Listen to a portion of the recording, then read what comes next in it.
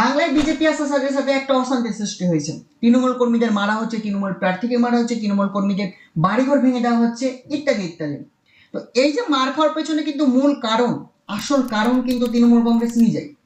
আপনি দেখুন, ইলেকশনের আগে তৃণমূল কংগ্রেসরা যে সুরে কথা বলছিল, তাদের নিউজ ফিড, তাদের ফেসবুক ফিড, তাদের বক্তব্য থেকে যে সমস্ত কথাগুলো আসছিল, সেগুলো সত্যি অন্য দলেরদের ক্ষোভ সৃষ্টিকারীর মতনই কথাবার্তা।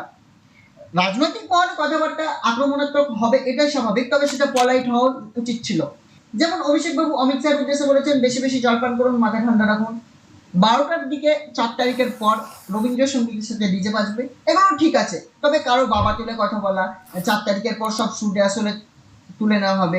আপনার দলের কর্মী কাউকে উদ্দেশ্য করে বলছে যে 4 তারিখের পর তাদের বাড়ি থেকে নারীদেরকে তুলে নেওয়া আসা হবে, 4 তারিখের পর সব সুদে আসলে ফেরত দেওয়া হবে।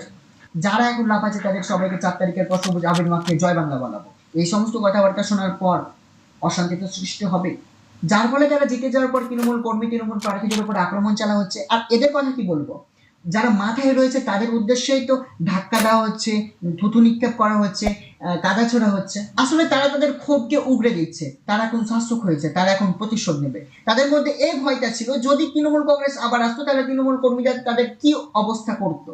এই ভয়টার জন্যই হয়তো তারা এখন বেশি জোরে প্রতিশোধ নিচ্ছে, হতে পারে।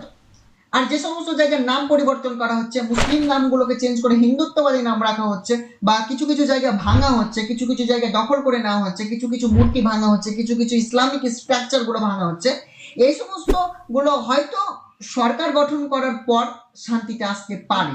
তাই আমরা বাংলার শান্তি সংস্কৃতি যেন বজায় থাকে, সেই জন্য 9 তারিখের অপেক্ষায় রয়েছি। দেখা যাক নতুন সরকার কতটা সফল হয়।